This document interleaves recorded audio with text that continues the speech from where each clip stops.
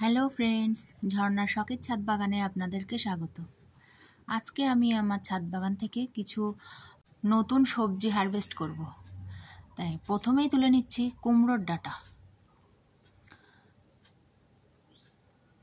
কুমড়োর ডাঁটা আমি আমার ছাদ বাগান থেকে প্রথম হারভেস্ট করছি। কুমড়ো গাছে তো একটাও কুমড়ো দাঁড়াচ্ছে না, শুধু স্ত্রী ফুল হচ্ছে কিন্তু পুরুষ ফুল নেই। তো একটা কুমড়ো তো হচ্ছে না, তা কি আর করা যাবে, তাই আমি কুমড়োর ডাঁটাগুলো কেটে নিচ্ছি। কুমড়ো গাছ লাগানোর এই একটা সুবিধা, কুমড়ো না পাওয়া গেলেও ডাঁটা তো পাওয়া যাবে। ডাঁটাগুলোও কিন্তু খেতে খুব ভালো লাগে। কুমড়োর আগা কেটে নিলে কিন্তু আবার ডগা বেরোবে, আর সেই ডগায় যদি পুরুষ ফুল হয় সেই আশাতেই আছি। দেখা যাক কি হয়। যদি পুরুষ ফুল হয় তাহলে আমি ওই স্ত্রী ফুলগুলোতে একটু পলিনেশন করিয়ে দেবো, যদি একটা দুটো কুমড়ো পাওয়া যায়।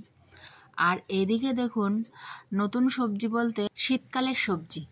আমার ছাদে 3টে বিট ছিল, বিটগুলো বেশ ভালোই সাইজ হয়েছে।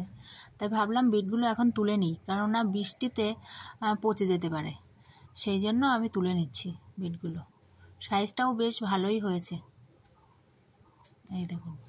আর এই বিটগুলোতে প্রচুর কাদা, তো আমি এই বিটগুলোকে ছাদের থেকেই আমি ধুয়ে নেব, খুব সুন্দর করে পরিষ্কার করে ধুয়ে নেব।